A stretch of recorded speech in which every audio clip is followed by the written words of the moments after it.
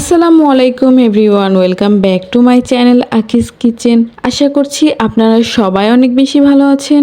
আজকে আমি আপনাদের সাথে ইফতার স্পেশাল আলুর চপের রেসিপি শেয়ার করব। এছাড়া সন্ধ্যাবেলা চায়ের সাথে এই আলুর চপটা খেতে কার না ভালো লাগে। তাহলে চলুন ঝটপট রেসিপিটি বানিয়ে দেখাই। আশা করছি রেসিপিটি আপনাদের সবার কাছে ভালো লাগবে। প্রথমে বেসনের একটা ব্যাটার বানিয়ে নিব।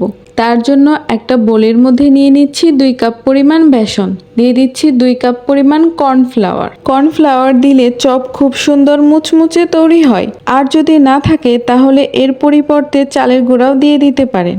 এবার দিয়ে দিচ্ছি 1 চামচ হলুদের গুঁড়া, 1 চামচ মরিচের গুঁড়া আর স্বাদ মতো লবণ।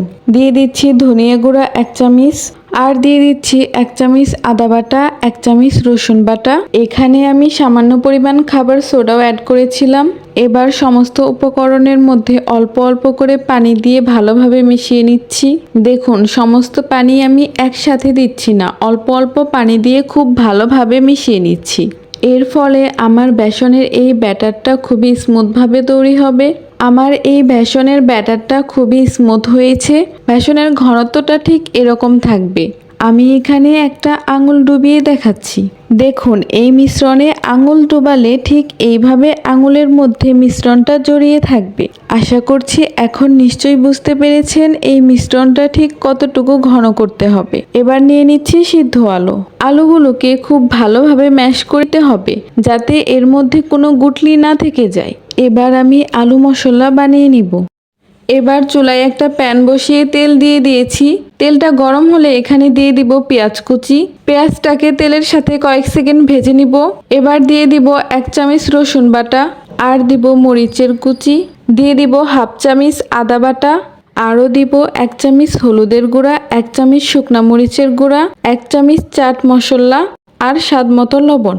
সমস্ত মশলাগুলোকে কয়েক সেকেন্ড ভেজে এর মধ্যে দিয়ে দিব সেই ম্যাশ করে রাখা আলু। এবার ভালো করে মশলার সাথে আলুগুলোকে মিশিয়ে নিব। এ পর্যায়ে চুলার আঁচটা মিডিয়ামের থেকে একটু কমে রাখতে হবে। অনেকে ম্যাশ করে রাখা আলুর মধ্যে পেঁয়াজ, মরিচ আরও অন্যান্য মশলা দিয়ে আলু মশলাটা বানিয়ে ফেলে, কিন্তু আলুটাকে এভাবে চুলার মধ্যে কয়েক সেকেন্ড ভেজে আলু মশলাটা তৈরি করলে আলুর চপটা খেতে বেশ মজাদার হয়। আলুর চপের টেস্টটাও বেড়ে যায়। এ পর্যায়ে আমি এখানে কিছু ধনেপাতা কুচি অ্যাড করে দিচ্ছি। আলু মশলাটাকে 2-3 মিনিট ভেজে নেওয়ার পর যখন দেখবেন আলু মশলাটা প্যান থেকে ছেড়ে আসছে, তখনই বুঝতে হবে আলু মশলাটা রেডি হয়ে গেছে। আলু মশলাটা ঠান্ডা করে নেওয়ার পর হাতে একটু তেল লাগিয়ে অল্প অল্প অংশ নিয়ে গোল গোল শেপ দিয়ে নিচ্ছি। সবগুলো চপকে একই সাইজ করে গোল শেপ দিয়ে দিয়েছি। দেখতেই পারছেন আমি ঠিক কিভাবে গোল গোল শেপ দিয়ে দিচ্ছি। এবার একটা বেসন ছড়ানো প্লেটের উপরে সবগুলো চপকে সাজিয়ে রেখে দিয়েছি। এবার সেই বেসনের মিশ্রণের মধ্যে চপগুলোকে ডিপ করে নিচ্ছি।